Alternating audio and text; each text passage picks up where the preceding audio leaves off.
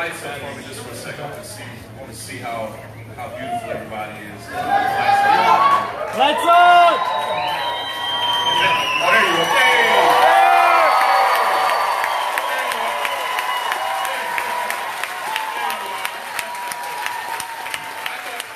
I didn't even know half of you were here, so it's good to see you. Good to see you. I flew in from New York. Glad to be here in Los Angeles with you.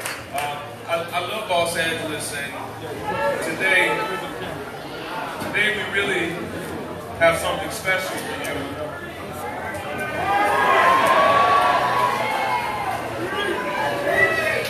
What we're really going to unpack is how we're going to mobilize each and every one of us to actually make some hardcore changes with our local justice system.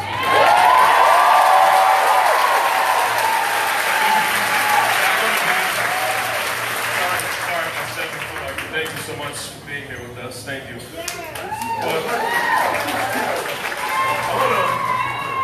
I want to talk to you for a few minutes about how we make change. Give me just a few minutes. It's all right if you tweet. It's all right if you take some notes, but I just want you to dig in and listen for a moment, all right? In 2014, I know a lot of you know me from my profile picture on Facebook or Twitter. So it's weird for you to see me walking and talking and moving on stage. I am not an avatar. And I have facial hair, which I don't have on. As a matter of fact, my profile picture is like 10 years old. And I was so much more handsome 10 years ago. I'm just keeping it. I'm just keeping that picture. So in 2014, I don't know if you knew this, but I actually lived in Southern California. And I was working in Los Angeles.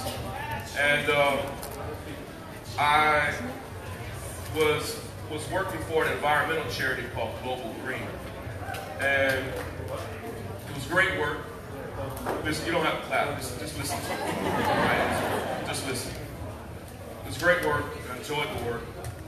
But for the prior 15 years, I had been doing something altogether different. I was a student leader when I was a student at Morehouse College in the late 90s. And we had fought against police brutality even when I was a student. I was student governor president at Morehouse. And in 1999, many of you may remember this, there was a young man, a 21-year-old young man in New York named Amadou Diallo, who was shot 41 times on the doorstep of his home. And a group of students and I from Atlanta drove all the way up to New York to join protests standing up for Amadou and his family. But I never saw what happened to Amadou with my own eyes. About 7 years later, there was a young man, again in New York, named Sean Bell, who on his wedding day, unarmed, nonviolent, was shot 50 times by the NYPD, and we organized and protested for that.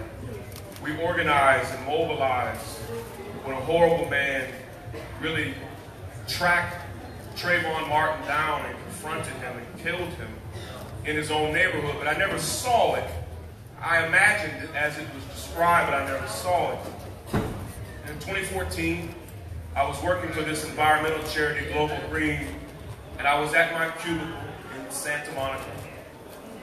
And I got an email from a friend of mine who lived in New York, and he said, Sean, something truly horrible has happened.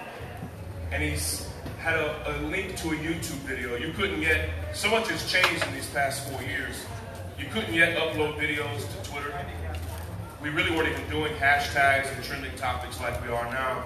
And he said, Sean, there's a middle-aged black man who is being confronted by the police. And he said, when you see the video, he's asking the police to leave him alone. And all of a sudden, an officer comes up from behind him and begins choking him. And he said, they wrestled the guy to the ground, Sean, and they continued choking him. And you hear the guy yell out, I can't breathe, I can't breathe. And I'm at my cubicle, not knowing if I even want to click on the link to see what my friend described for me. I click on the link, and it was just as my friend described, but worse. Literally, it was a man breathing his last breath. At the time, we didn't yet know his name. It was Eric Garner, being choked to death by a police officer named Daniel Pantaleo. And I can't explain what happened to me. It didn't just shake me up. It was a pivotal moment in my life, where for the first time, I was actually seeing someone in living color breathe their last breath at the hands of American police. 3 weeks later, a man named John Crawford was killed at a Walmart in Ohio. The next day, a teenage boy who had just graduated summer school named Mike Brown was killed on the streets in Ferguson. And I made a decision that at the time I thought was right, and I want to unpack that and almost even make a confession to you.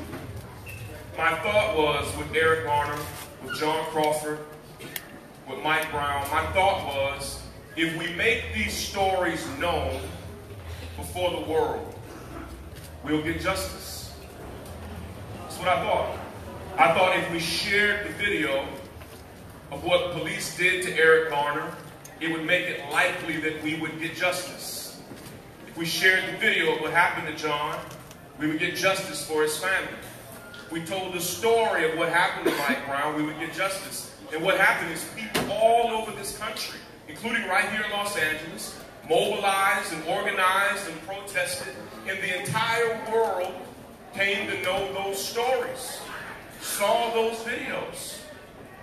A few months later, a 6th grader named Tamir Rice was shot and killed by police in Cleveland, Ohio. And I did something that, I don't know if it was a mistake, but I meant it from the goodness of my heart.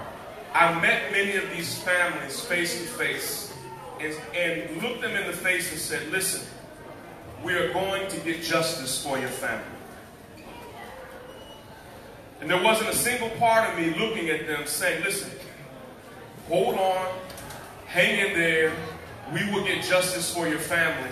There wasn't a part of me that thought I was exaggerating. It didn't even occur to me that millions of us around the world would mobilize for these families and we get no justice at all. I had been taught and had been raised that if you organized and fought hard and put your all into something, that you would at least get some version of what it was that you were fighting for. And never in my life had I fought so hard and in return gotten so little. In 2015, we saw the horrible death of Freddie Gray, the tragic death of Sandra Bland in police custody. In 2016, together on Facebook Live, we saw Philando Castile shot and killed in front of his fiancée and her daughter.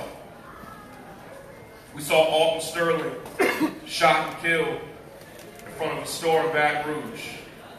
And we continued, if you will, our primary organizing structure of sharing the stories, making the stories known, protesting for justice. And do you know how many of those families got justice? None. None.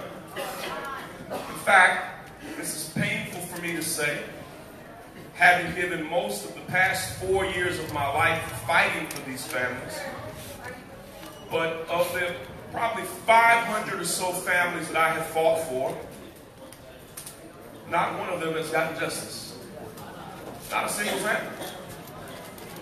And what I had to come to understand is that the gap between awareness and justice is a lot bigger than I understood.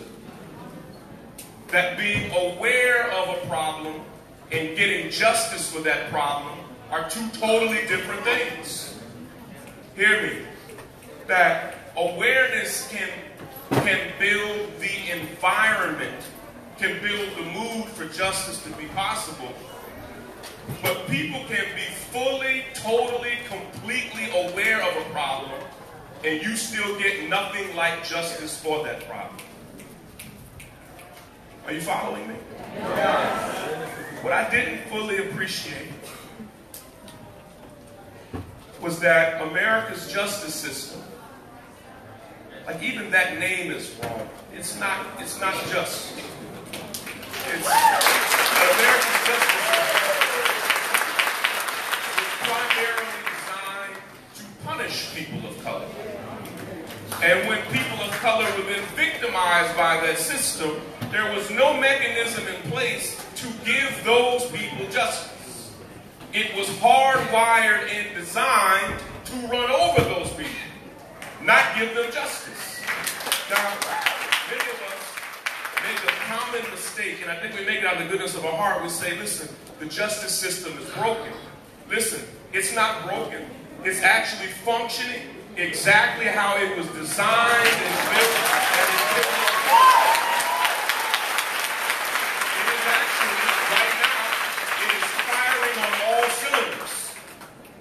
This is not a broken system. This is a system that's doing exactly what those who built it wanted it to do. And when we began asking that system to do something else, what we came to understand was that it was never wired to do what we were asking it to do. I want to present to you quickly 4 things that we need to do to make change. And then I'm going to introduce all of you to some amazing women in this city who are actually making change happen. And I want to invite you to partner with them to do the work, and then you're going to hear her. All right? Go with me just for a second. The 4 things, at least 4 things you need to make change happen. The first thing that you need is you do need people, and they need to be energized. Now here's the problem. Often, and energy comes in a lot of forms. Energy can be frustration. Energy can be inspiration. It can be sadness. It can be anger. Often, you need 4 things to make change, and we get energized people, and what happens is we think we are about to make change happen. Because we get the room, we get the march, we get the protest, and people are very energized for change. But here's what I need you to understand. You do need people, and they need to be energized. That's the first thing, and we do that well.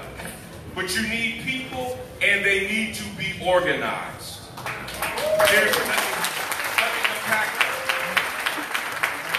You need people, and they need to be energized, but those people have to be fully organized. Let me give you 2 examples of what I mean. We have reduced organizing people to having your email address. That's not, listen, that is, it's better than nothing, but barely. Then we say, oh, wow, we have their email address and phone number. And we throw a party when we get the email address and phone number and first name.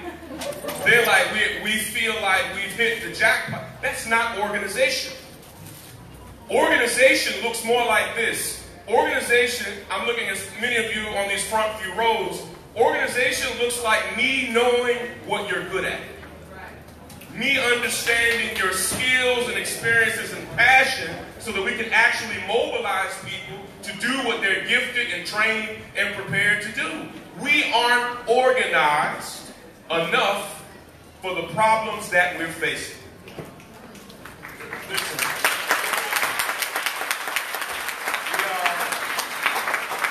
We're highly energized. Energy comes in a lot of forms. We're highly energized, but often poorly organized.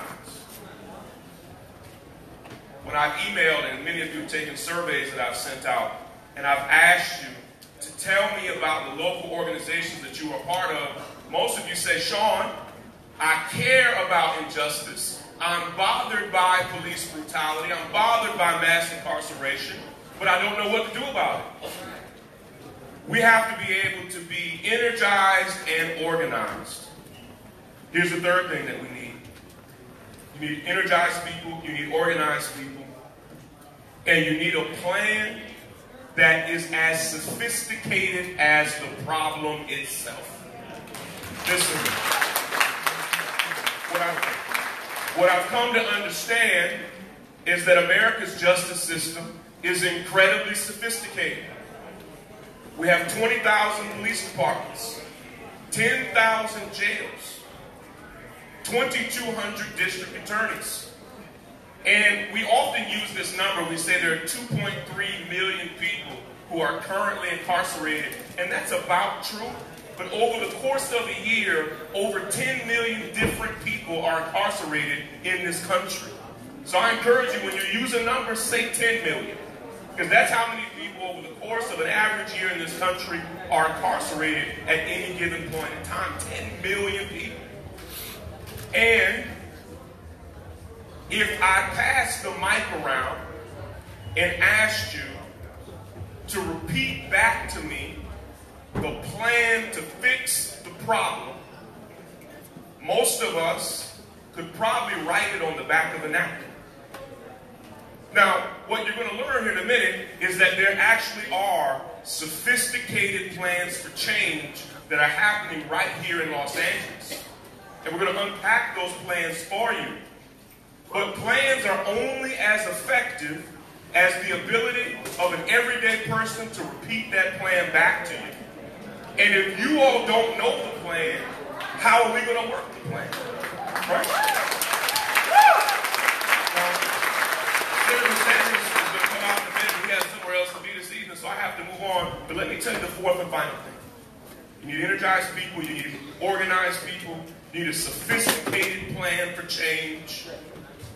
Our plan needs to look more like a book, not a single page on a website.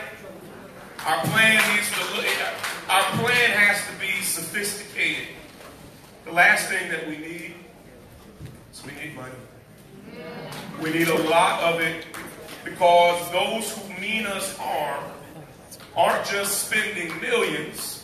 In this city alone, they are spending billions of dollars to fund systems of mass incarceration right here in Los Angeles. Billions. Most civil rights organizations have budgets in the thousands, up against systems that have budgets in the billions. Now, I do want to tell you about one organization that has energized people, organized people, sophisticated plans, and a whole lot of money. Who do you think they are? Black Lives Matter. A whole lot of money. You missed that last part. A whole lot of money. It's the NRA. We can boo. Right. I feel about them the way you feel about them. But what you need to understand is that they are so effective that a man can kick out the window of a hotel in Las Vegas and shoot 541 people and nothing happened about it. That wasn't accidental. That's because there's an organization that is organized and energized with sophisticated plans and money to fund those plans. And guess what? It works. As much as we loathe the NRA, and hear me, I'm not saying they should be a model for us in terms of the spirit of how they do work. But they are a model for how work gets done in this country. And the struggle is, we often have energized people and maybe sophisticated plans, but no money. Or sometimes there are people with money, but they don't have the energized or organized people. And what we are hoping to do here today, and what you are about to learn, is how we can bring the energized people, the organized people, the sophisticated plans, and the money together under one roof. And when we do that, I'll close with this thought. When we do, here's why I'm hopeful. I do not believe that we've thrown our best work at our worst problems. I don't believe our worst problems have seen our very best solutions. And what we're about to build right now is we're going to build those solutions together. And for the next few moments, you're going to hear from some amazing women who are building those solutions. And what I'm going to encourage you to do is to join their work as I'm doing and support it in every way. All right? I'll see you back in a few minutes.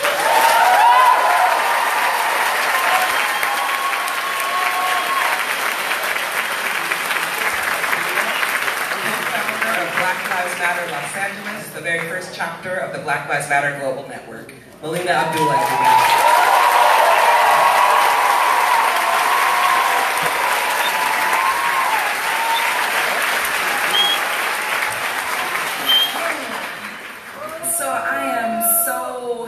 to be here. I'm so thankful for all of you who are here that we see.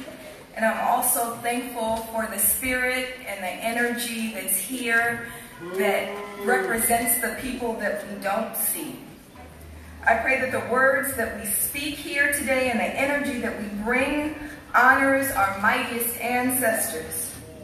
I pray that we bring honor to the spirit of Queen Nzinga, Mama Harriet Tubman, Ida B. Wells, Mama Ella Baker, P.D.P. Newton, Dion Kamati, and our own dear Black Lives Matter brother from Africa Town, Marcus Macapone Higgins. And I also pray that we honor the spirits of those on whose behalf we struggle. We say their names. Waukesha Wilson, say her name. Waukesha Wilson. Grishario Mack, say his name. Grishario Mack. Shailene Graves, say her name. Shailene Graves. John Horton, say his name. John Horton.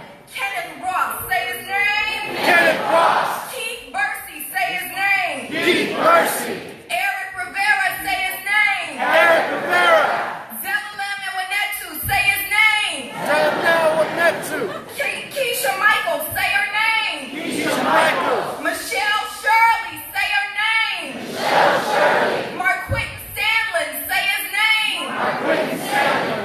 Kendrick McDade, say his name. Kendrick McDade. And we could call on Carnell and Kenny and so many others because we could say names until we run out of time, but we say their names because we are summoning them into the space and recalling that the work that we do is sacred work. It is our sacred duty to do this work.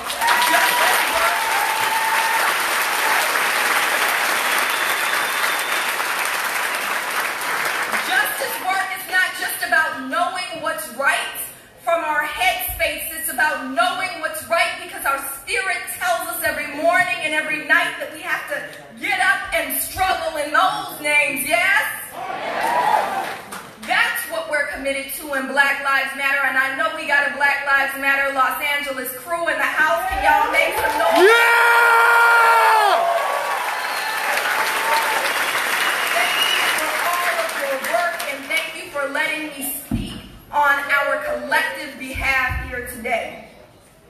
So I was talking about this idea of making change. I was talking about this with one of my babas, one of my elders. His name is Onochi Chukwara.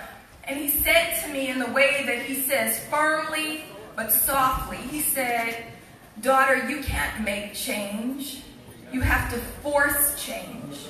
You have to force change. So I want us to embrace that. I want us to understand that change can't be made the way you make a peanut butter and jelly sandwich, right? That's not how change that's meaningful comes. Meaningful change comes because we struggle. Meaningful change means putting our bodies on the line. It means sacrificing something. This is about, that's what struggle is about. Think about Mama Harriet Tubman. She sacrificed something, yes?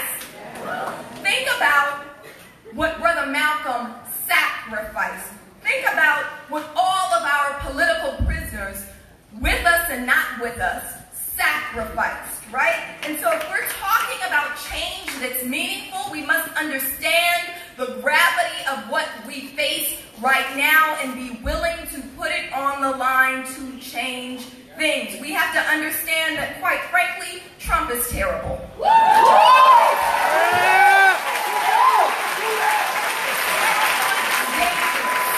He's dangerous in terms of his rhetoric. He's dangerous in terms of his oppressive policies. And he's dangerous in terms of the violent white supremacy that he's whipping up, right?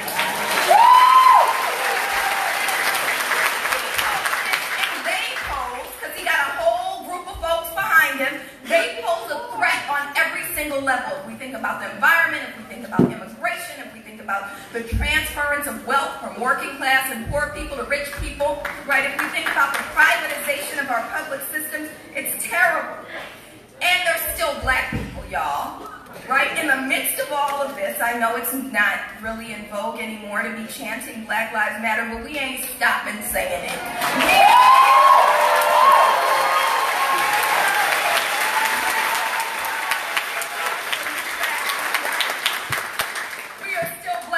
Black people are still being killed by police. Sean King pointed out that we are on track to be the highest year on record in recent history in terms of police killings, right?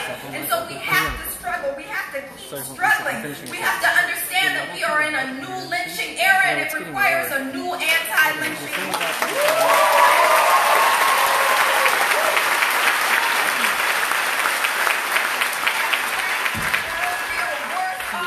By every single measure than we were in 1968, according to a recent study by the Economic Policy Institute. But we can't get sad about it, y'all. We have to understand that struggle is part of who we are, and we win every single struggle that we engage in with our whole hearts. She gave me the crutch. Right? Give me the crutch. So we have to do more than just say the words change and hope and change. Y'all remember that from 2008? Hope and change, right? We have to put some meat on that, right? We have to understand what kind of change we want. The kind of change that we want is transformative change. And we can win that. We can live in a world of freedom. We can live in a world where people have all of what they need and most of what they want. We can live in a world where our children live and walk freely if we fight for it. We cannot resolve to live in a comfortable place in oppression. We have to fight for total and complete freedom. That means putting our voices, our bodies, and our resources on the line. So here's what we are doing as Black Lives Matter Los Angeles.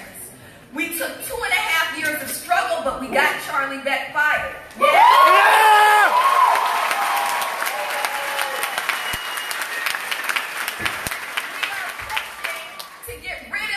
Horrible DA who under 400 people have been killed by police, and not a single officer has been prosecuted. We are working to lift the veil of secrecy on police abuse, and we got Senate Bill 1421 out of the Senate, and it's now in the Assembly.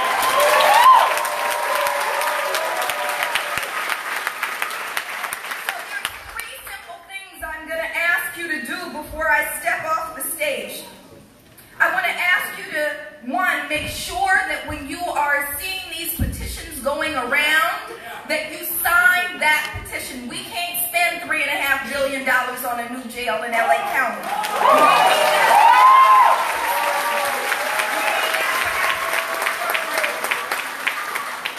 I want you to pull out your cell phones right now and go to bit.ly/by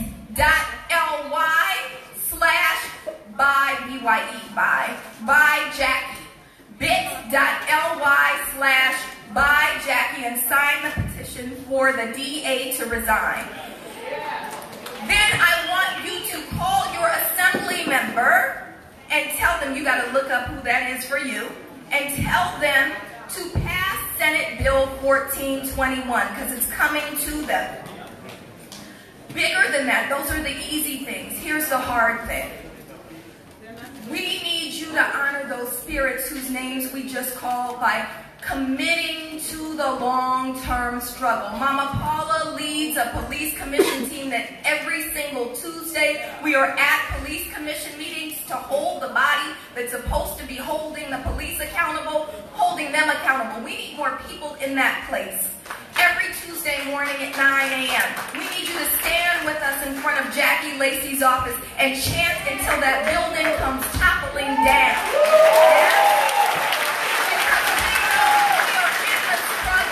When we are in the fight for the long haul, there has never been a time that we didn't win. We won the fight to end chattel slavery. We won the first fight to end the first wave of lynching. We won civil rights. We won black power. We won women's rights. We won workers' rights. Because when we fight, we win. Say it with me. When we fight, we win. When we fight, we win. When we fight, we win.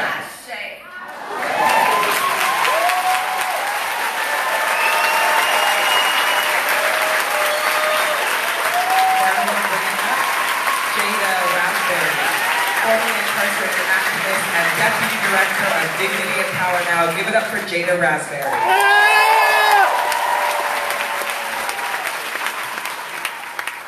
Hi everybody, how y'all doing? Alright, I'm Jada Raspberry. I'm with Dignity and Power Now. Dignity and Power Now is a grassroots organization based here in Los Angeles. We are an organization who fights to end mass incarceration and restore dignity in formerly incarcerated people, their loved ones, and their communities. We center LGBTQ folks and Black and brown people because, as we know, we're the main ones affected by sheriff and police violence, and we're also the ones who make up the numbers in the jails and in the prisons.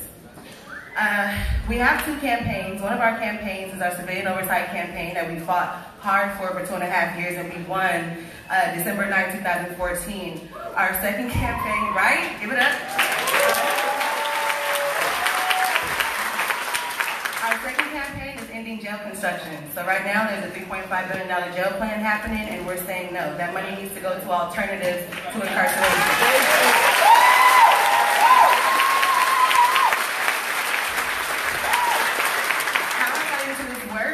I did 6 years in Valley State Prison for Women, and upon coming home, I needed to do something. I came home in 2012, and was doing odd jobs, and I was doing some work up in the Bay Area around prison reform, but there was nothing for me. The system created nothing for me out here from when I come home. So there was a moment where I thought about going back because there was nothing. I was having an argument with my partner, and I was like, I want to go back because there's nothing here for me. What did I do wrong? What did I do wrong when I was inside? Did I not make enough connections? What happened? And I found Dignity and Power Now. And that was an organization who actually helped shape me and help me at the forefront of this work.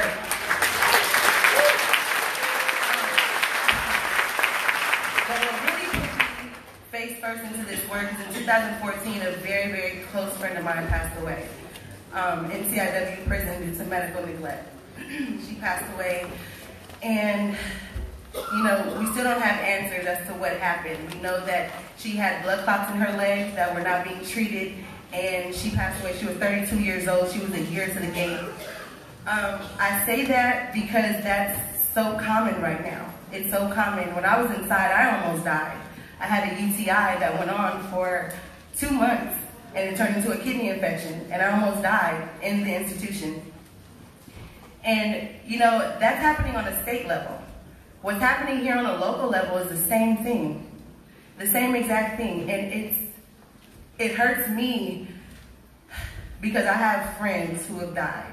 These are my family members. These aren't just regular people, okay? These are people's loved ones. These are people's sons, people's daughters, people's children, people's moms, people's dads. And it's really important. It's really important to get involved now, because don't wait until it's your loved one. Don't wait until it's your friend. Don't wait until it's somebody near and dear to you to get involved, because then it's too late. Get involved now. Join DPN.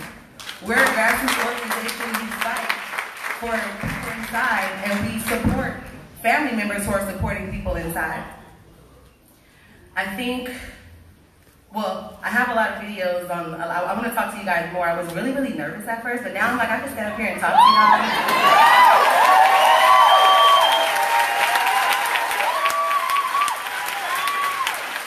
I feel so welcomed right now, and I really appreciate, you guys receiving my story right now. I have a show called Grassroots with Jada. I won't go on. I know I'm yeah, y'all seen it? Who's seen it? Yeah, okay, yeah. So Grassroots with Jada, it's a platform that I have where I talk about abolition, Black liberation, and the prison industrial complex. Please go to our YouTube page, YouTube/Dignity and Power Now. Subscribe, watch all of the videos. One of the most recent deaths that happened in Men's Central Jail is a young 22-year-old guy named Quentin Thomas. I sat down with the mother of his child, and we talked about how in the autopsy his brain is missing. We talked, yes, brain gone, okay? We don't know what's happening. We don't know where it is. Nobody was supposed to take his brain. So watch, that's the latest video that I have on there. Please go and watch it. Subscribe to our page and check out my show. I'll be talking a lot more about this messed up system and what I'm doing about it. So thank y'all.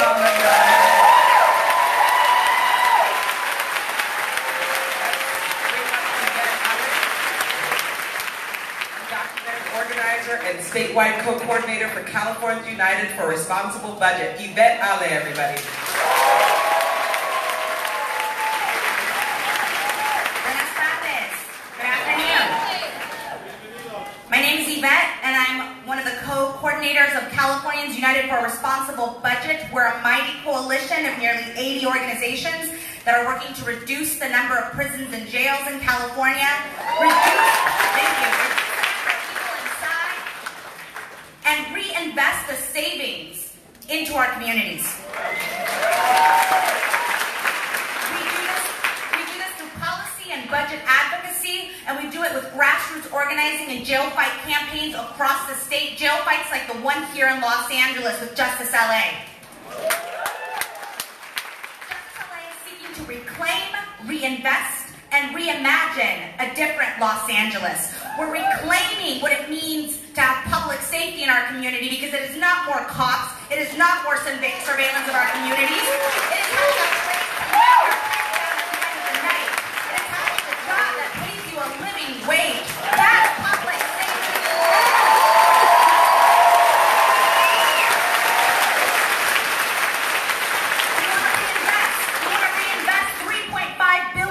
That the county is set to waste on 2 new jails and invest in alternatives to incarceration. And we want to reimagine a Los Angeles free of cages.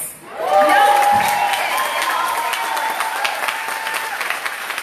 We have to be bold with our demands, and we have to be fearless with our imagination, because the opposition is fearless in the ways that they are reimagining Los Angeles and creating that alternative. One of the most vivid examples of the way imagination can be transformative is in Ted Conover's book, New Jack. Conover is talking to a prisoner he calls Larson, who is locked up in Sing Sing, one of New York's most disgusting prisons, kind of like Men's Central here in LA. There has been a news story that the governor of New York is going to spend money on building new, clean prisons.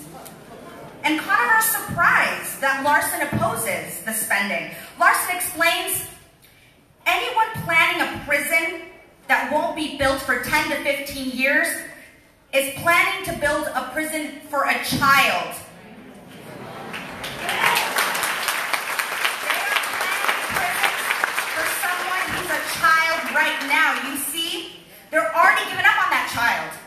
They already expect that child to fail. But what if we could keep that from happening?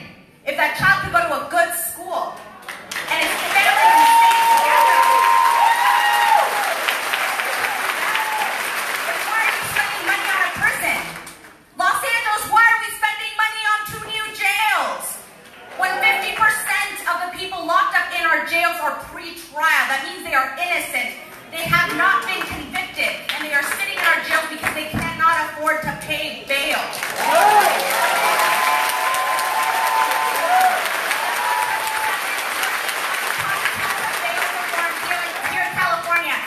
Rejects algorithm-based risk assessment instruments. We're not going to calculate the dangerousness of our communities based on data that is reinforcing generations of racism.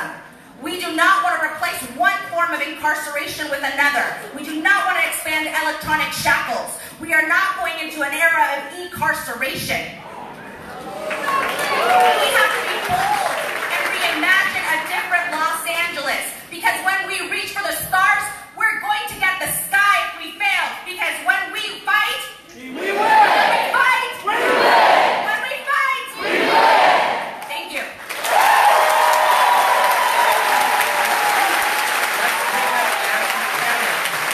Director of the Lower LA Jails and co-founder of National Black Justice Coalition. You are now about to witness the strength of street knowledge.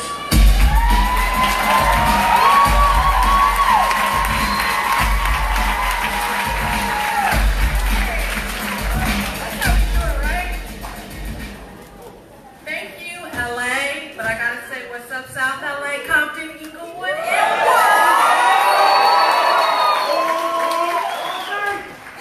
Long Beach. Crenshaw, yeah. My name is Jasmine Canning. jails. A little known secret, black women run for office, but they also run campaigns too.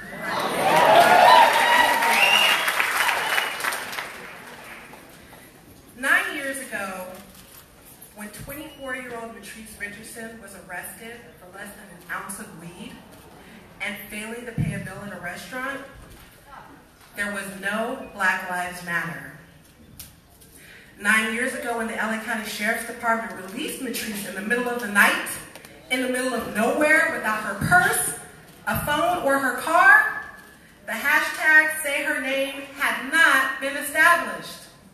And 8 years ago, when they found her naked body in a Malibu ravine, dead, there was no independent oversight of the Sheriff's Department. But you know what else there wasn't back then either? There were no answers, there was not an explanation, or even the acceptance of responsibility in her senseless and preventable death. Nearly 10 years later, we still don't know what happened to Matrice, other than she was arrested for something today that most police officers would not even bother with. Her name was Matrice Richardson. Say her name. Say her name. Matrice Richardson.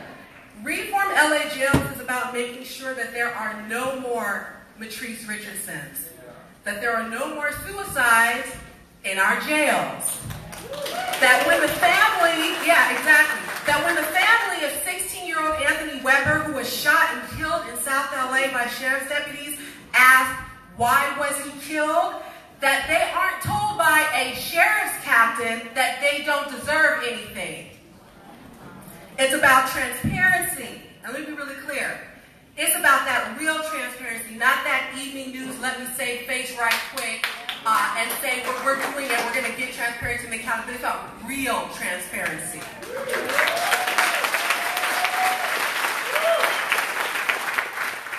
Reform LA Jails is about telling the LA County Board of Supervisors that instead of planning for us to be in jail by spending $3.5 billion on building 2 new jails, that they should instead be planning on how to keep people out of jail.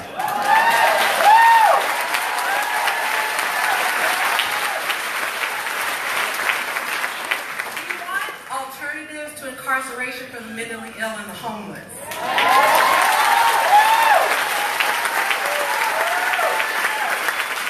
We want the billions planned on building new jails to be put into housing, healthcare, jobs,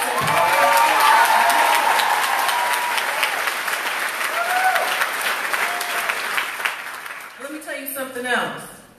Minimum wage isn't the only wage that we want to see raised. It's a damn shame that in 2018, General Relief, GR, is still only $221 a month, and that too has got to change.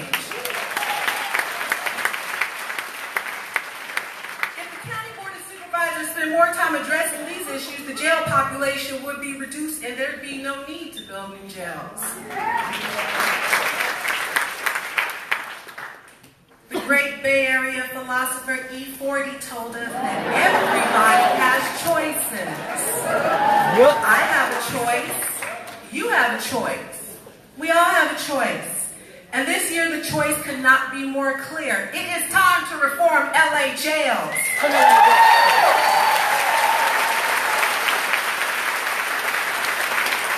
Reform LA jails is a real petition that needs real signatures of registered voters in LA County. Say it with me. Real petition?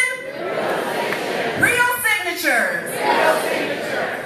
And I want to give a shout out to White People for Black Lives.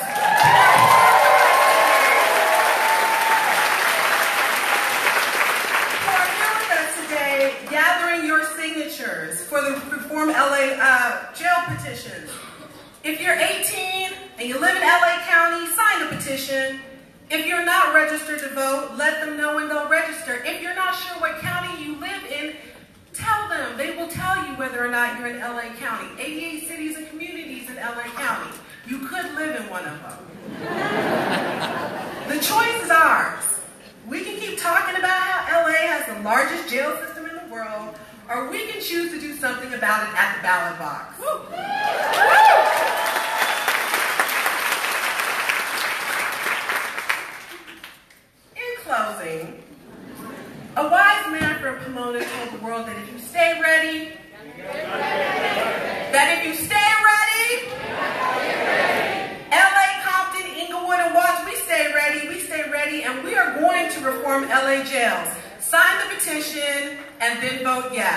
Thank you.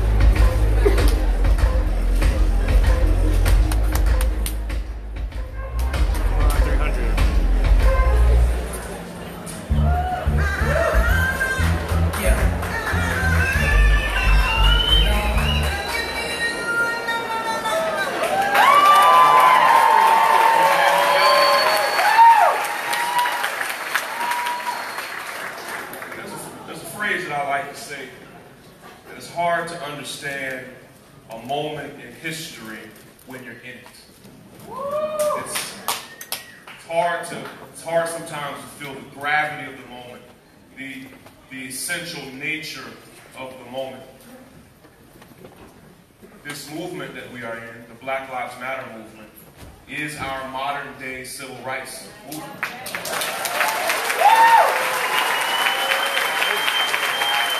And if you did not know this, there is a wonderful, brilliant black woman from Los Angeles who is the co-founder of the Black Lives Matter movement.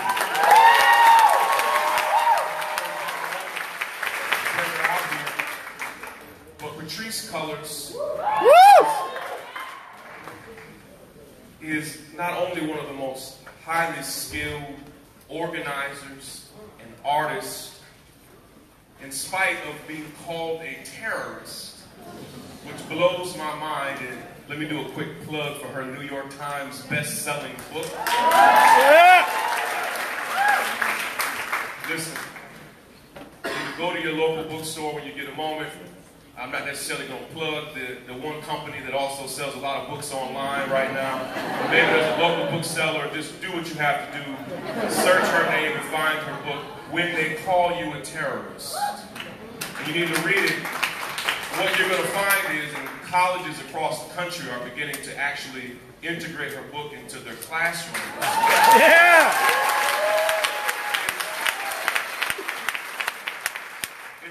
It's a moving, gripping memoir of someone who has experienced all of the violence and brutality and beauty of what it means to live in the United States of America, and how all that she experienced led her to this moment. She is helping us here in this city and around the country to make the most of this movement.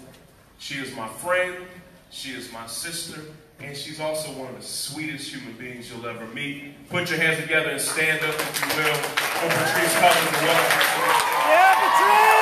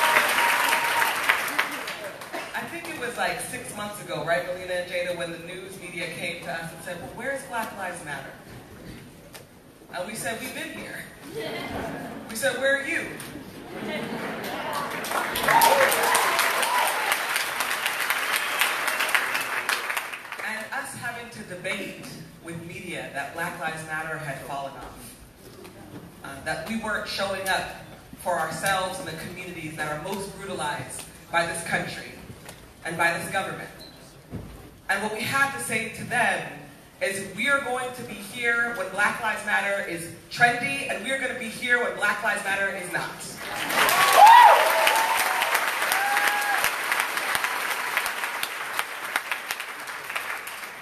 That we are going to focus our efforts on the local, where the local fight is some of the most important fights, where people like Jada Raspberry who show up and survive 6 years of imprisonment, and comes out to the audience and says, join this movement, the movement that is about fighting for those most marginalized, not just in this country, but right here in Los Angeles County.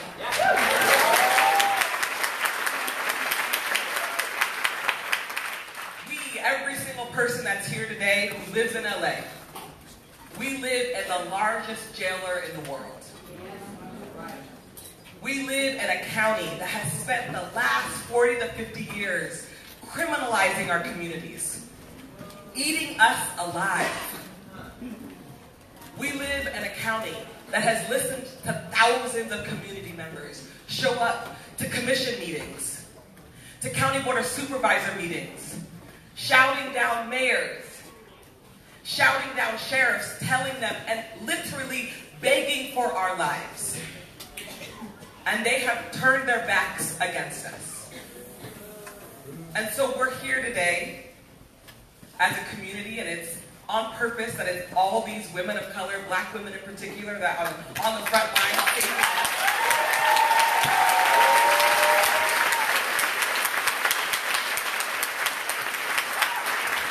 There isn't a gay agenda or a women's agenda. These are the people that are doing the work.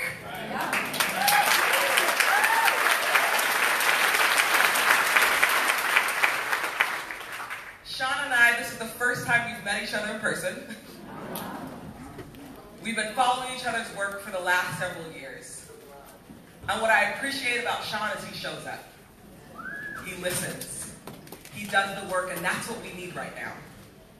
We need all of y'all to show up. We need you to listen. And we need you to do the work. This isn't just about 45. I won't say his name. This is also about District Attorney Jackie Lacey. This is also about Sheriff McDonald.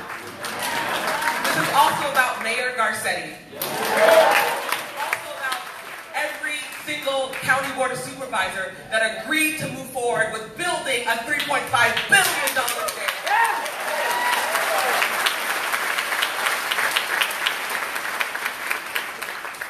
6 years ago, when I started Dignity and Power Now, I was bright-eyed and bushy-tailed, and this reporter said to me, well, what are you all fighting for? And I said, well, we want civilian oversight of the sheriff's department. And that reporter laughed at me. She said, you will never see that. Y'all know what happened? Yep. 2 years later, Dignity and Power Now won civilian oversight of the sheriff's department.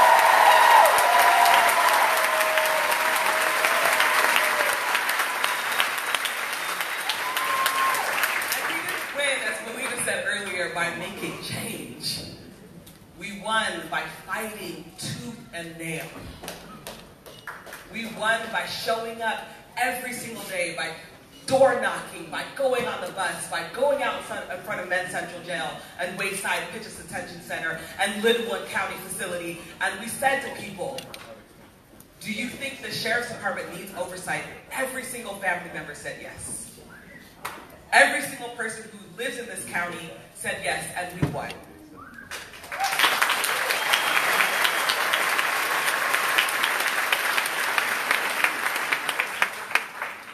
I know Jazz Mechanic earlier talked about reform LA jails and why it's so incredibly important that every single person, I think there's about 3,400 people here, that you sign the petition if you're a LA County registered voter, so that we can make sure two things happen. One, that commission that we fought for actually has legal powers. And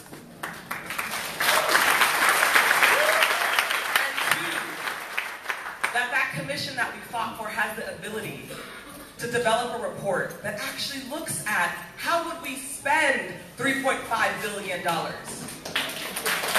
us want to spend it on incarceration.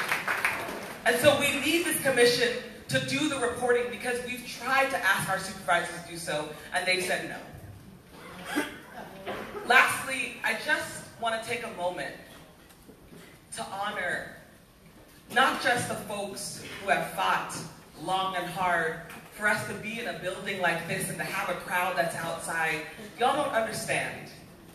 This is the largest platform we've ever had when it comes to ending mass incarceration in this county.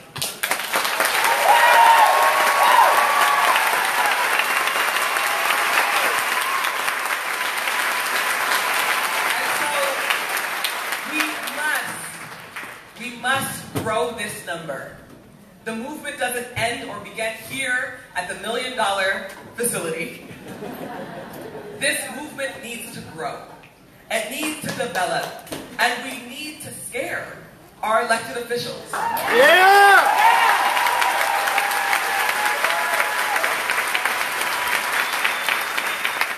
The last thing I'll say is, when the LA County Sheriff's Department almost killed my brother, I told my brother and I told my family, they messed with the wrong family.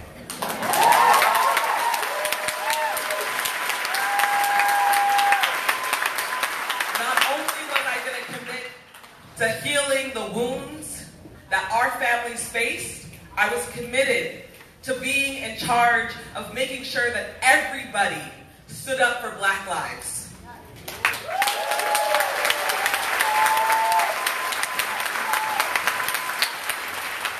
And I want y'all to feel that. I want you to hear that. And I want you to take that and take it back into your neighborhoods. I want you to take it back into your neighborhoods and don't allow this administration, whether it's locally or nationally, to take your joy away. Thank you very much.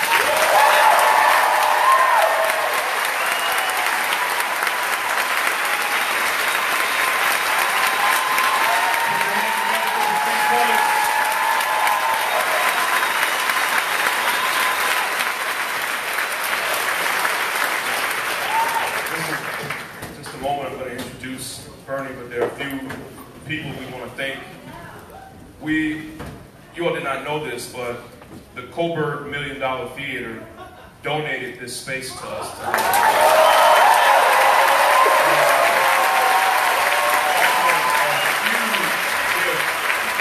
know many of you kept saying, why doesn't Sean find a bigger space? This is the only free space I can find. As I told you, you need organized people, energized people, you need a plan, you need a lot of money, and we're working on free space type of budget right now. So thank you to the Coburg $1 Million Theater.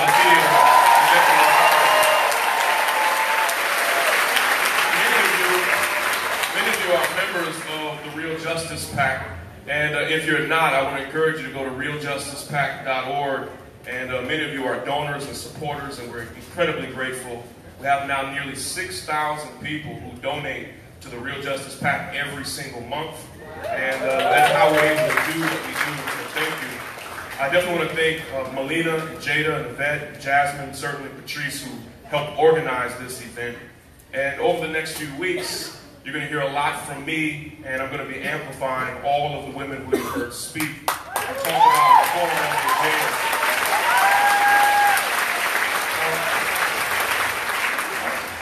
I want to talk to you for a few moments about Bernie Sanders. It's a different kind of introduction. I want to reject this idea that who Bernie Sanders was in the 1960s is irrelevant. Who you are, who you are and what you do, who you are and what you do, what you fought for, and who and what you fought against is always very, very relevant. Now, 20 years, 30 years, 40 years from now, when people step up to lead, what they did and where they were during the Black Lives Matter movement is going to mean something. And we're going to know who was leading during this time and who was fronting, right? Dr. King once said that the ultimate measure of a man is not where he stands in moments of comfort and convenience, but where he stands at times of challenge and controversy. There are a lot of young people in the room today. I want to tell you about a teenage Bernie Sanders who moved from his hometown of Brooklyn, now my hometown, to Chicago. He moved from Brooklyn to Chicago at the height of the Civil Rights Movement. And it was the most tumultuous and challenging time this nation had faced since the Civil War 100 years earlier. And most Americans, particularly most white Americans, remained silent during the Civil Rights Movement.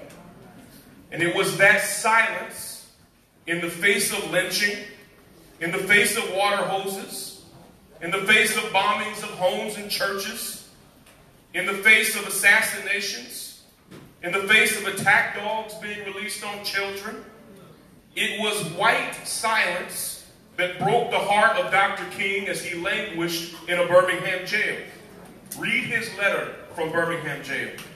It was that silence that Dr. King told us, said he thought said more about the soul of America than the brutality and evil of this place.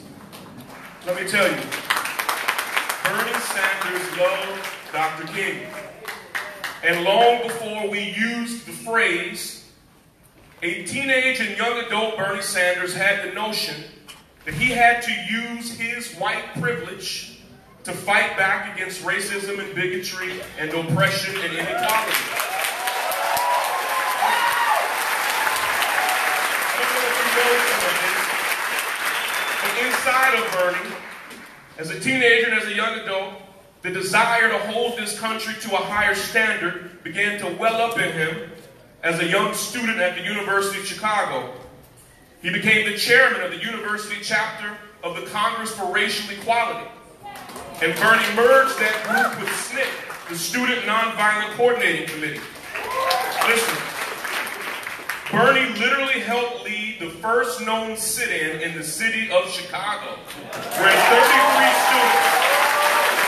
33 interracial students camped outside of the president's office of the University of Chicago, protesting segregated housing on campus. Did you know, disturbed by police brutality in Chicago, Bernie once spent the entire day blanketing the city with flyers about the issue, only to notice that he was being tracked by police who were following him and taking down the flyers. Bernie hates to tell these stories, and he probably hates me telling them right now, because he has resisted using these stories for political capital and personal gain.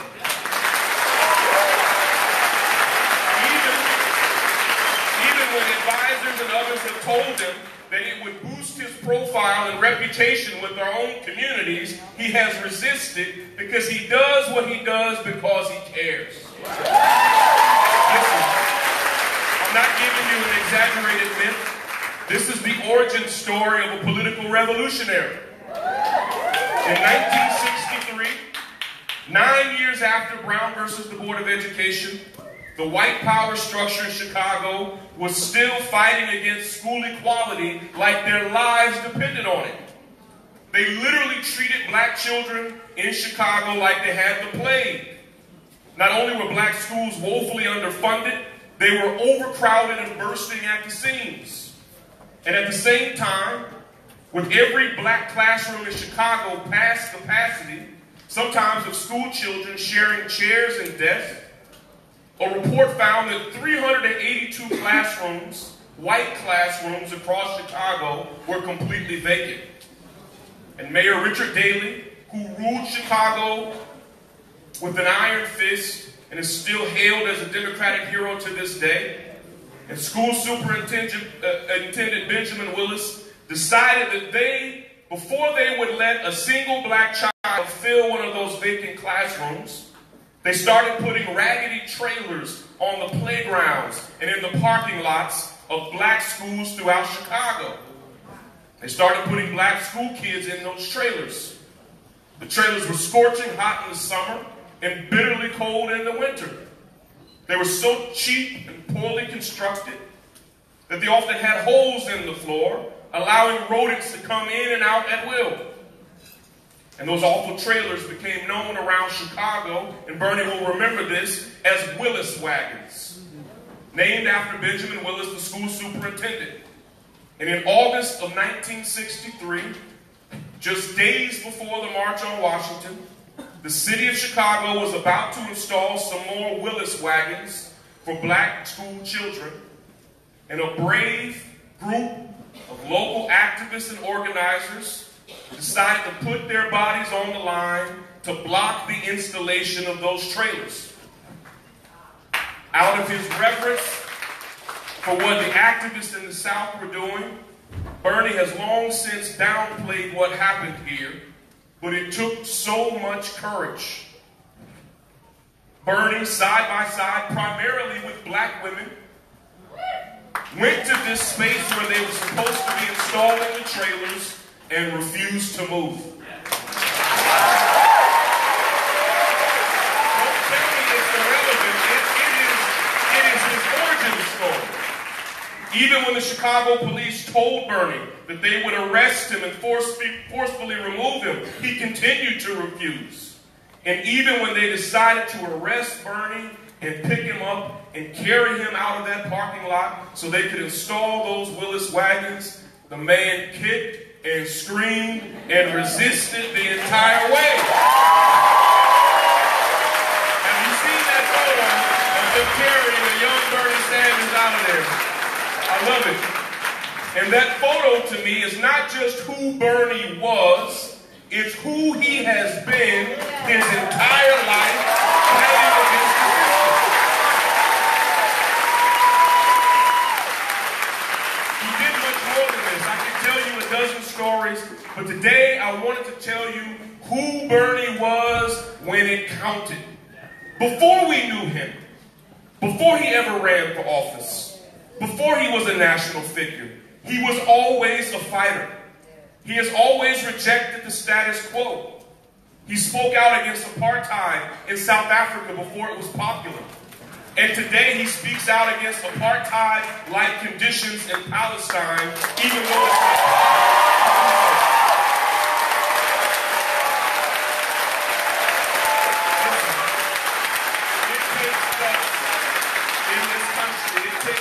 To refuse to be a Democrat or a Republican. But he's still a It takes guts to do what Bernie did this morning, to stand outside of Disneyland and tell the country that 1 in 10 of their workers has been homeless in the past 2 years.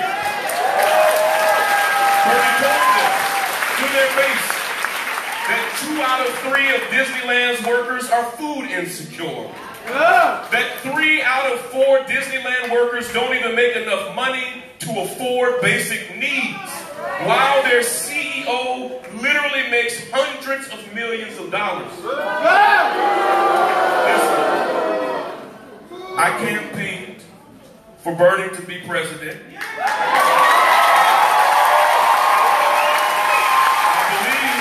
I believe that he could beat Donald Trump, but I still believe he could.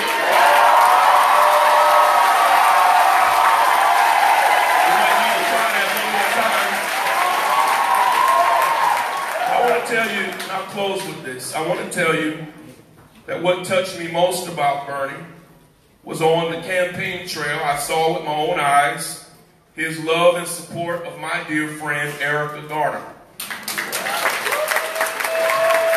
Erica, like so many people here today, was forced into becoming a reluctant revolutionary freedom fighter after the NYPD murdered her father in cold blood.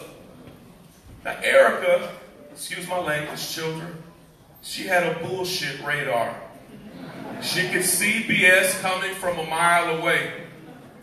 So many politicians looked Erica in her face and lied to her over and over and over again, saying what they were going to do to bring her family justice.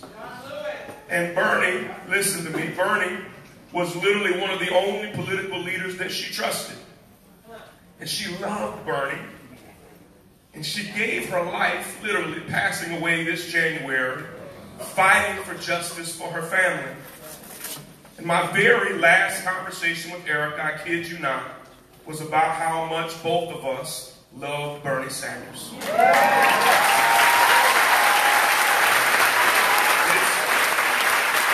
a rare moment that you get to introduce your hero.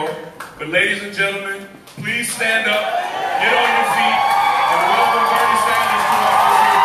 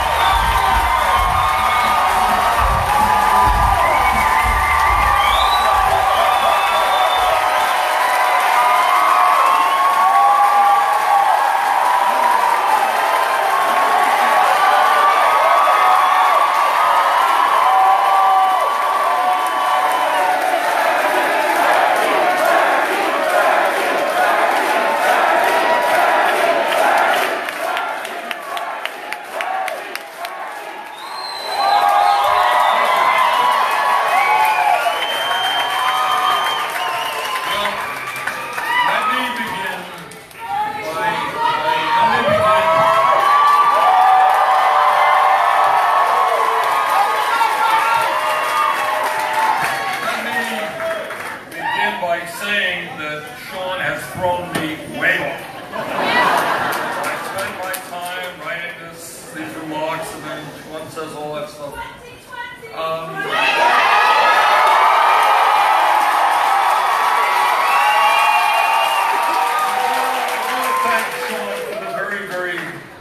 Remarks that he made about me, but I want to tell you what I believe from the bottom of my heart. And I just want to thank all of you for your love and support. But at the end of the day, it's not Bernie. It's you and you and you.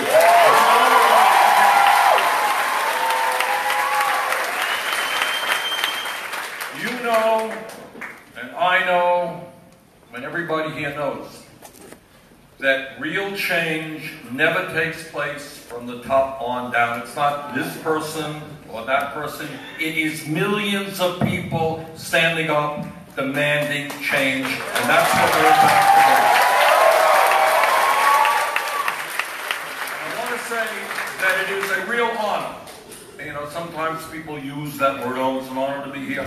It is an honor for me to be here with heroes and heroines, people who have led this country in demanding that finally we address the crisis of a broken, destructive criminal justice system. So it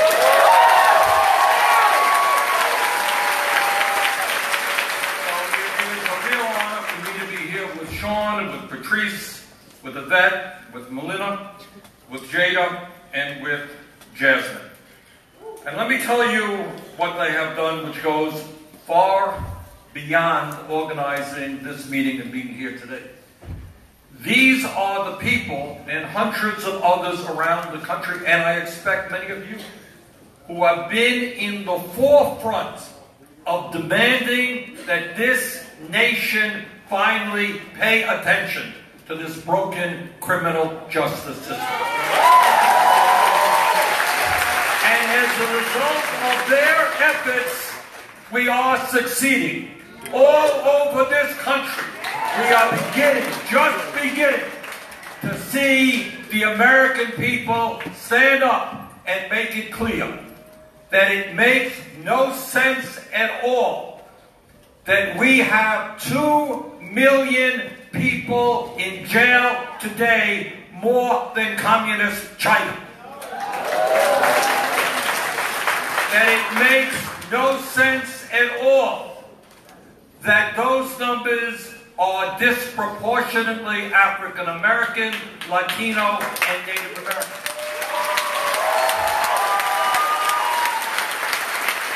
And that it makes no sense that in a nation with so many pressing needs that we spend $80 billion a year locking up fellow Americans.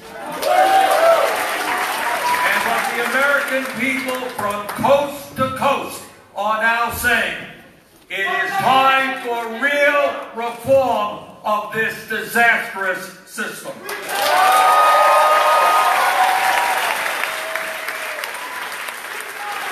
See, as all of you know, the Pledge of Allegiance talks about liberty and justice for all. Liberty and justice for all, which are very fine words. But what we are saying today is we want more than words. We want liberty and justice to be what this country is about.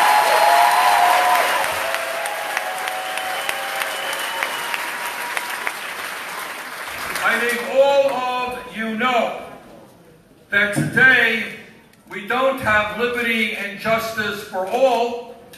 We have one system of justice for the crooks on Wall Street whose greed and illegal behavior almost destroyed our entire economy and resulted in millions of people losing their jobs and their homes and their life savings. And somebody correct me here, but I don't recall that one of those crooks went to jail. That's right!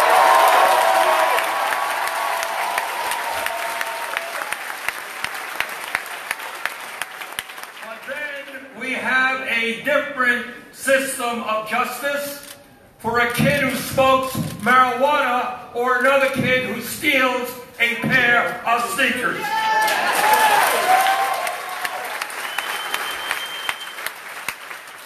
We have one system of justice if you are white, and another system of justice if you are black or brown or Native American.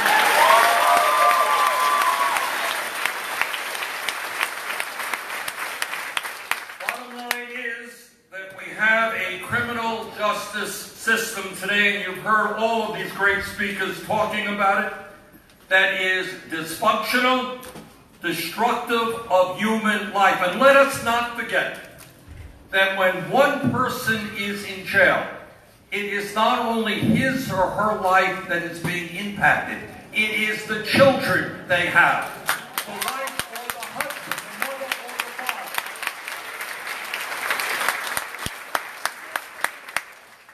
The time is now for real criminal justice reform, and because of the people you have seen and heard today all over this country, we are beginning to move in that direction.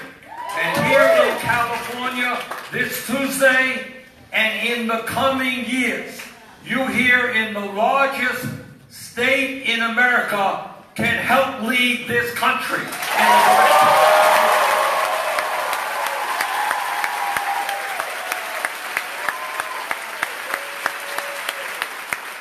We need district attorneys and prosecutors who understand that their job is not just throwing people in jail, but fighting for justice.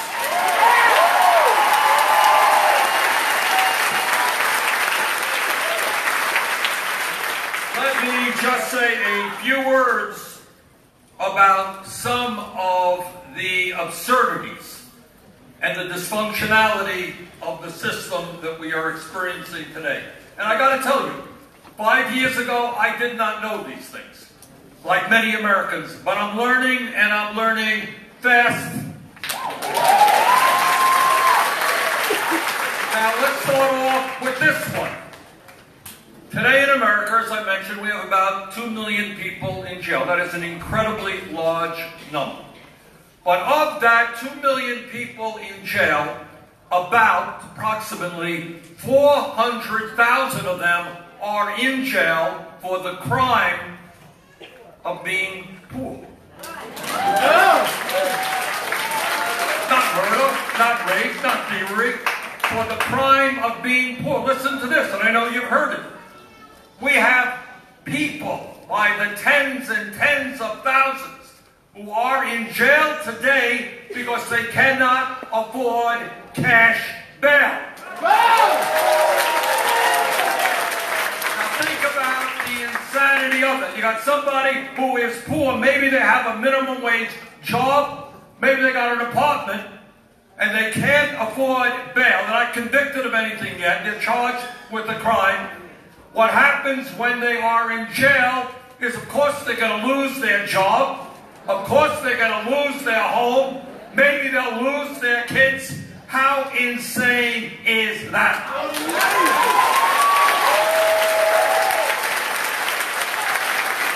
Then you got another absurdity, and I think people don't know this.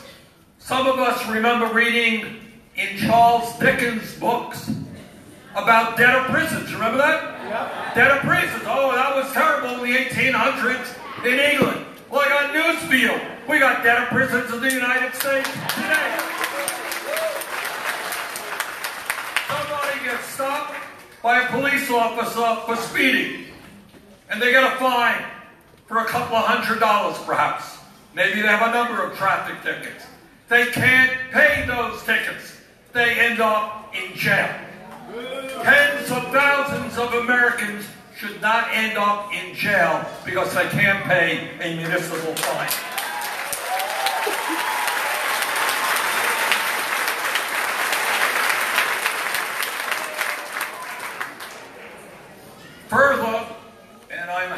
say we're making progress on this issue because of the activism of all of you and activists all over this country.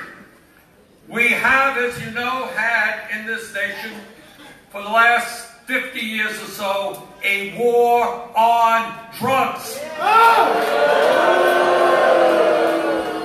Well, let us call it as it is. The war on drugs has failed, and like every other war, it has destroyed a whole lot of lives.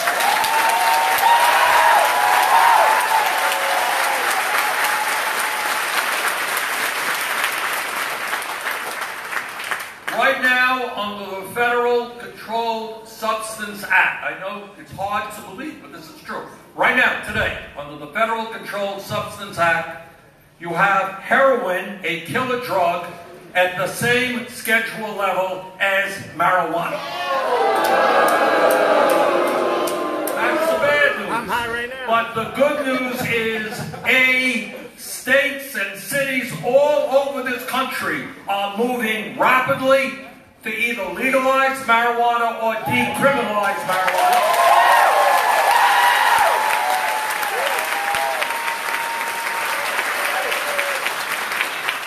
And even better, there are some communities now who are beginning to expunge the records of those people.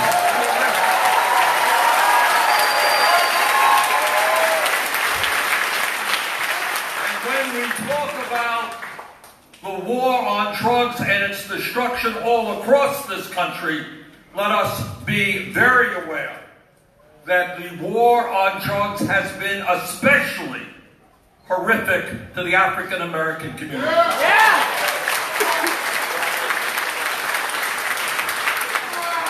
Turns out that whites and blacks use marijuana at about equal levels, but blacks are almost 4 times as likely as whites to be arrested for possession. And I want you to think about what that means. I'm not suggesting that everybody who gets arrested for possession ends up in jail. That's not the case. But what does happen is you have a police record. So you are a kid, suddenly you got a police record, and then you go off for your job interview, and your employer says, hey, have you ever been arrested? You say, well, yes, I do. I have this record. And the employer may well say, well, we're really sorry. We have somebody else who can fill that job. How many young people have lost jobs or educational opportunities because of those records? So what we are doing now, because of your effort all across this country, we are making progress on ending this disastrous war on drugs.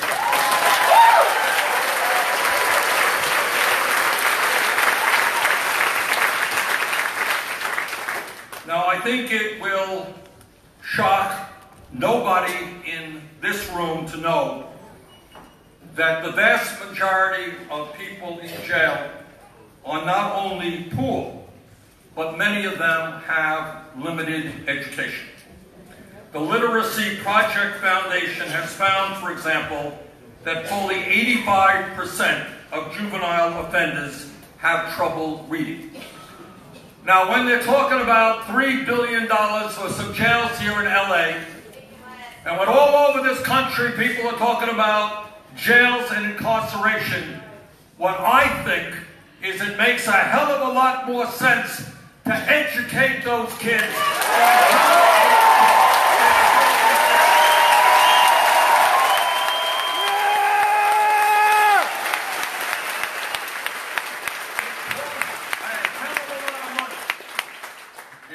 A hell of a lot of money to lock people up in jail. That's right. In fact, I think on average here in California, it costs twice as much money to put somebody in jail than to put them in the University of California.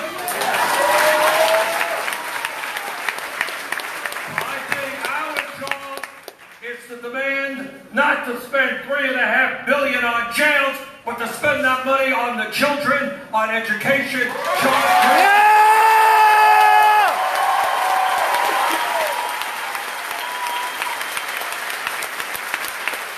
And here is something equally tragic. Everybody here knows no great secret that throughout this country we have a crisis with regard to mental health. We have a crisis with regard to alcohol addiction, heroin addiction, opioid addiction, and other addictions. What we as a nation have finally got to understand is that mental health and addiction, these are health issues, not criminal issues.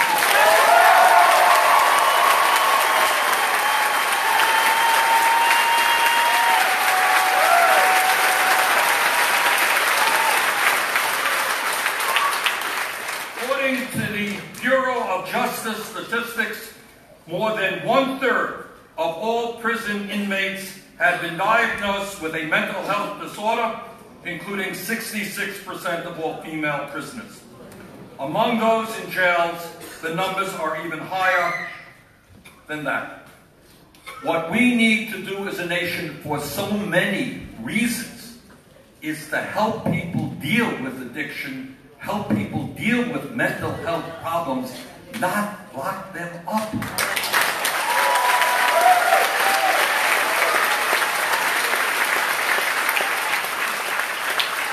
And clearly, as you have heard today, when we talk about criminal justice reform, that discussion must include police department reform.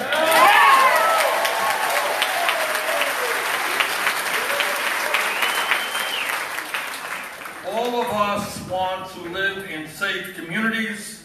We want to keep dangerous people off of the streets. But what we want are police officers who are well trained, who are professionals, who are part of the community.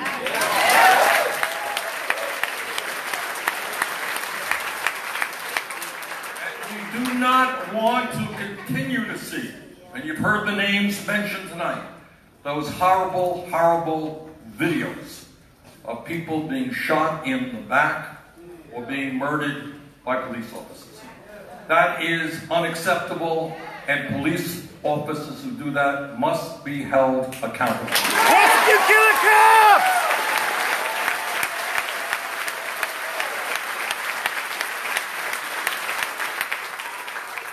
It is a sad state of affairs when throughout this country police officers end up spending more time learning how to use their weapons than they learn how to deal with mental illness or breaking up difficult situations. Our goal as a nation, being a cop is a hard job, let's be clear about that. We often have to make split-second decisions. But our job is to have police departments all over this country have officers who are trained to understand that lethal force is the last response, not the first.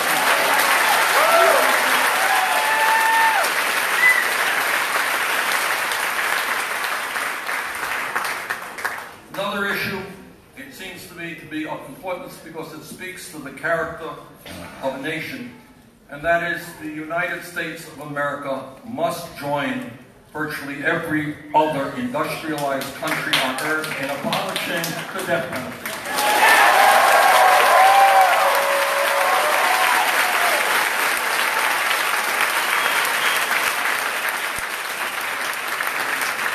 Over a year ago, Jane and I were here in California at an event sponsored by folks who were in opposition to the death penalty. And we saw up there on the stage a number of people who had been on death row and were exonerated. Can you imagine that? All over this country, we have people who are on death row, who are likely innocent of the crimes being charged. Our job right now is to say that violence and murder by the state is not a civilized form of violence.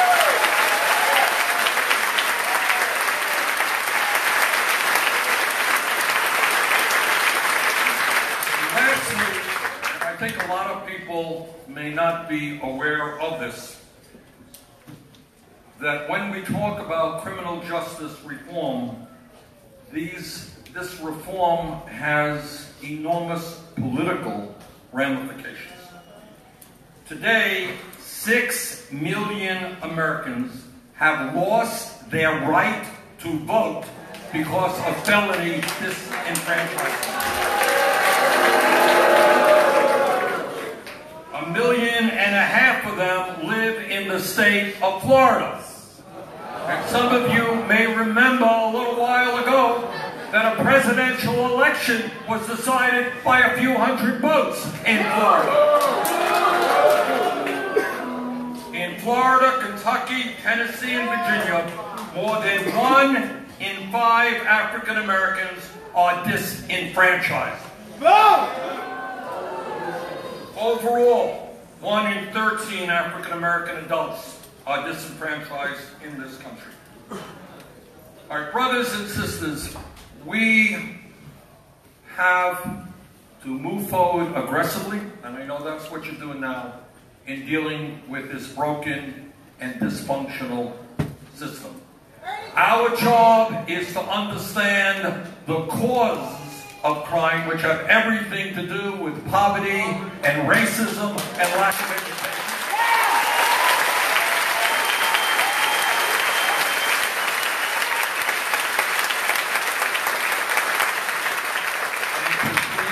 A nation where we stand behind our children and our young people in making sure they have the kinds of lives they deserve and not locking them up.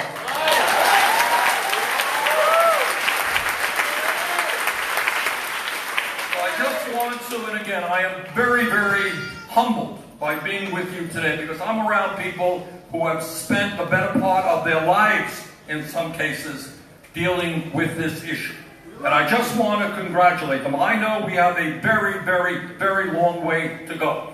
But there is no question but that we are making progress on this issue. Our job is to continue to go forward. No more jails, no more incarceration. Let's educate our kids. Let's deal with it.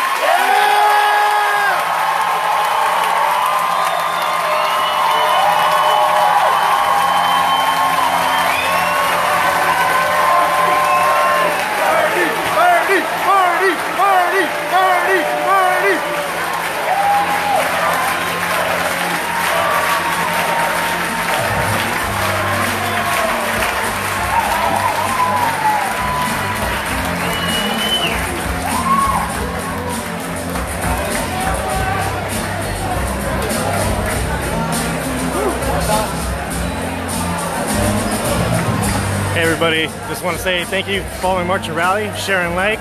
We'll see you guys next time.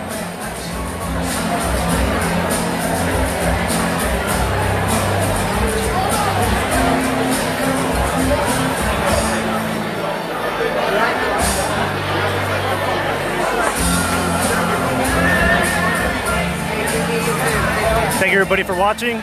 Don't forget to like March and Rally, subscribe, like our Facebook page, and share away, guys. Thank you.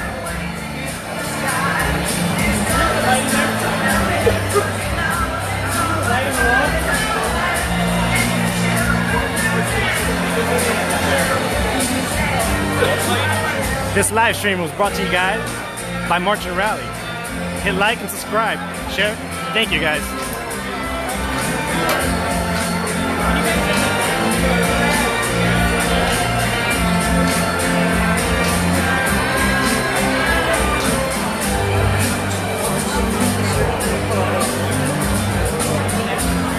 Thanks for watching, guys. That's right, Bernie 2020. Don't forget to follow Sean King, Patrice Kohlers.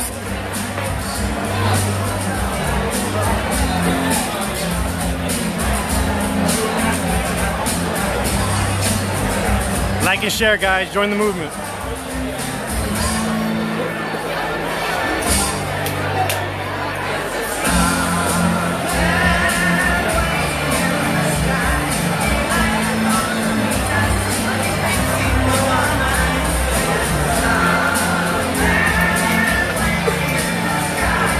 Thanks, everybody.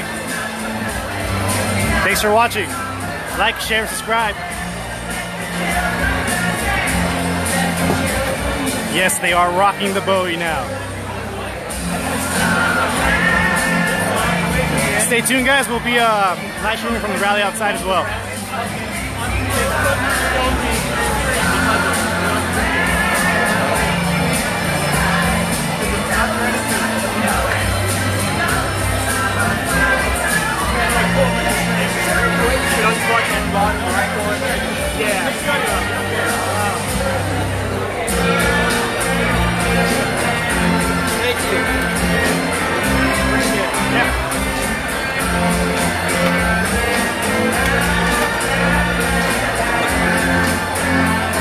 Whoa, from the UK. Thank you very much, guys.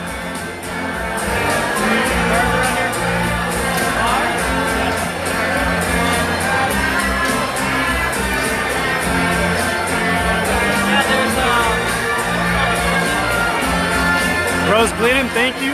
Beverly Farron, thank you. Estella Fernandez, you're welcome.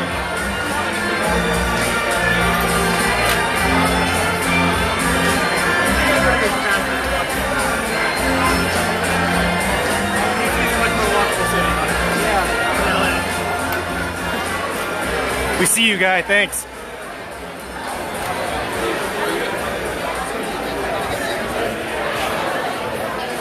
Terry Davis, thanks for watching.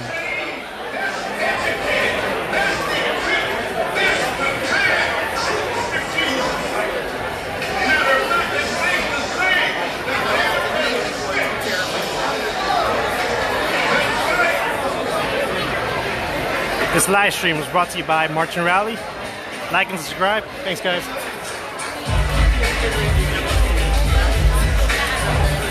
Thank you very much, Rita Lovell. You're welcome, Mona Taylor.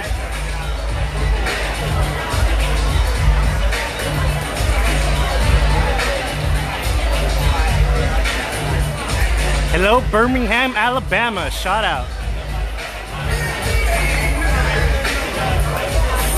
We see you, Jimmy Rob. Thanks for watching. No problem, Stephanie Shaw. Thank you.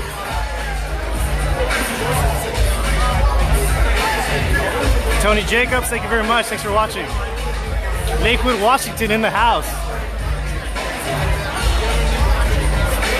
Kate Cutterback, thanks for watching. Westminster, Vermont, Linda in the house. Atlanta, whoa, you guys are going quick. Nancy Galloway from Albuquerque in the house.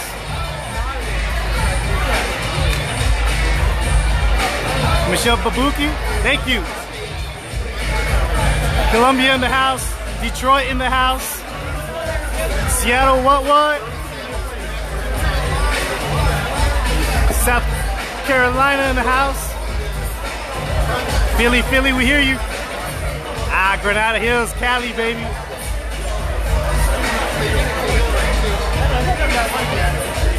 Gracias, desde Venezuela. Grand Rapids, Michigan, we hear you. Bay Area, San Francisco, you in the house.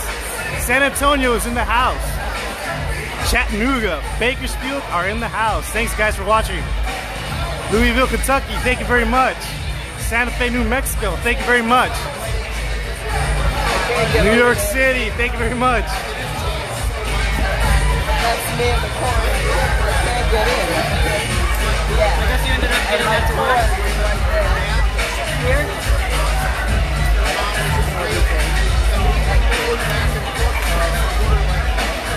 Ohio, Des Moines, Iowa, in the house. Thank you guys for watching. Elena Vazzetti, thank you very much for watching. Eric Poulin, Washington in the house. We got the New Jersey in the house. Thank you, Elena. Thank you very much, Janet Dodd. Indiana, Rob Walter in the house. Thank you very much, Tarek. Thanks for watching. Chico, California in the house. Thank you, Mona. Thanks, Carol. Thanks for watching. Waldorf in the house. Can't forget about the ATL.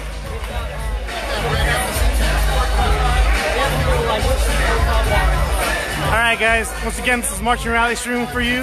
How to create change, real justice reform. Thanks guys, like, subscribe, and we'll see you guys next time.